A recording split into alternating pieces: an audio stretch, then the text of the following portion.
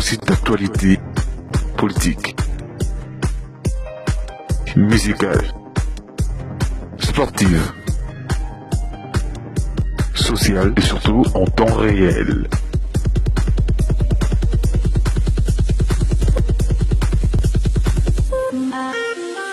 Le bina biso était bato ndenge wana baza ko se comporter comme ba frère mais baza ba frère te to pesa bango tambo te tango moninga basa na nzambe musu ona yebike o za musa na nzambe otambola bete na pesa ka bango motete soki na pesa ka bino motete ezate pona monguna na bino mais esprit na bino na nga eza moko te na tangeli bino makomi yango ne na boya ko pesa bino mote po bozo détruire musala nzambe bozo bebisa ba sœur ya bato bozo ruiner ba vie ya ba sœur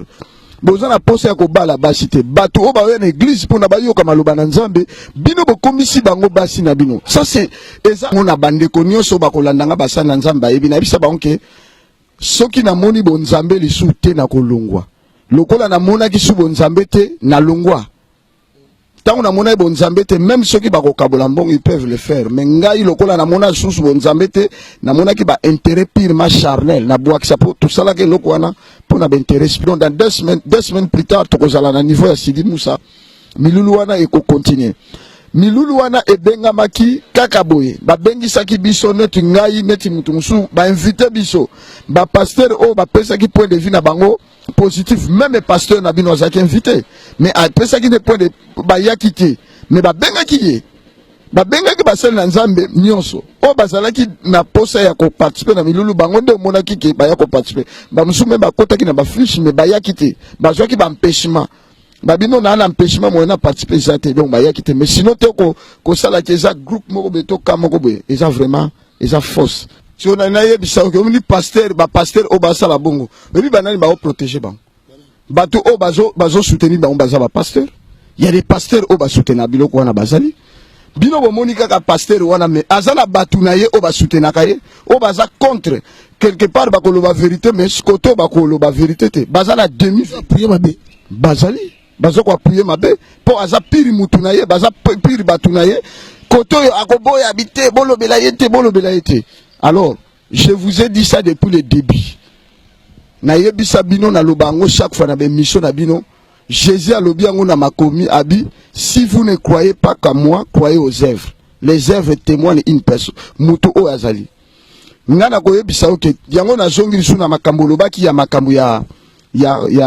ino de serviteur de Dieu congolais tozaki na posa to sala ba statue zo la kisaka ba vrai pasteur ba nani ba faux ba nani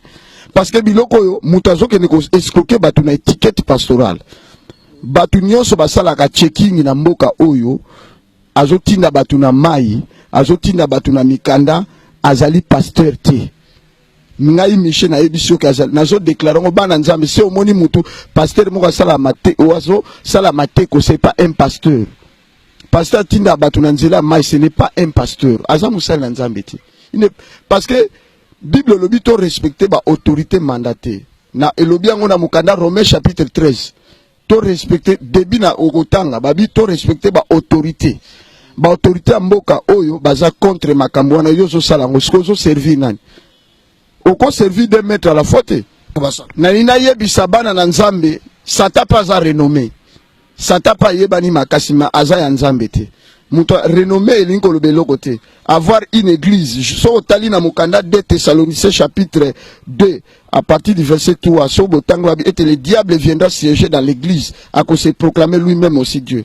bato na lobi yango bien à répéter encore une fois de plus soko sala ka checking qui n'est pas un pasteur soko lingi o prouver yango yaka ko sala débat na ngai na ko yebi soko za pasteur tu pasteur akoko sala makambo wana te eza interdit parce que na kati ya makambo wana eza kaka na mensonge et jusqu'à la fin mensonge omoni mboka o ese yambi biso ese pesi biso ba document mutu akobima na ndenge moko na fa moko légal c'est-à-dire abimisi passeport na ambassade asali makambo moko légal pe abimi ake na epoto mais kokende o banzela ya mai soki bandenge nini bato bazokende kokufa yo un pasteur et bon remarquer bon tala ba pasteur nyonso ambasala ka vie wana bon mona ke baza bango bakuraka derrière toutes les femmes bazo mene vie ya malamu te bazo boma musala ya nzambe te parce que réputation na bango nde ezobeba eza réputation na nga te nga ekobeba te Jésus alobi yango soki Abel azalaki boye ba onke Kayin azalaki toza na des esprits baza na kati église mais baza ya biso nga soki na moni musala na nzambe azotambola bien te, la première des choses si na cesse na sololaka na ye, mais soki na moni azoko continuer na dénoncer ye, et puis soki na dénoncer okomona nga na ndako na ote. C'est pourquoi lelo nazwa discipline mobwe na kina banda ko basala na nzambe mingi souta. Je prie. Pourquoi? Parce que na vu que boko solana mutu mazane hypocrite. Asali semblait à quoi accepter ce que tu es en train de dire, mais à la fin des comptes, à s'associer parce que azana même vu que mutuana. Le quoi bazana même vu ba mener vie moko ba osama kam na bango na ndenge na bango. Alors à partir à wana na joie discipline moko. Et puis Bible lobi na nga bana na nzambe na Corinthiens na luka verset wana. Bana Bible lobi na biso ete bato ndenge wana baza ko se comporter comme ba frère mais baza ba frère te to pesa bango tambote te ngo moninga basa na nzambe musu ona yebike oza musa na nzambe otambola bete na pesa ka bango mbote te soki na pesa ka bino mbote te ezate pona monguna na bino mais esprit na bino na nga eza moko te na tangeli bino makomi yango ne na boya ko pesa bino mbote po bozo détruire musala nzambe bozo bebisa ba sœur ya bato bozo ruiner ba vie ya ba sœur. Boza na posa ya kobala basi te bato o ba na église pona ba yoka maloba na nzambe bino bokomisi bango basi na bino. Ça c'est eza bandeko bana nzambe. Merci pour la question wana menana loba d'abord bana nzambe bolongo la fanatisme. Bolongo la fanatisme. Soki bolingo zwa vie éternelle longwa na makambo ko soutenaka bato soutenir liloba na nzambe. Makambo ki dadi soki ki dadi na bino wana. D'abord Jésus à un moment donné disait à ses disciples je ne vous appelle plus mes disciples, je vous appelle maintenant je vous appelle maintenant mes amis. Au moins lokwana ya ko tchaka bato toujours bana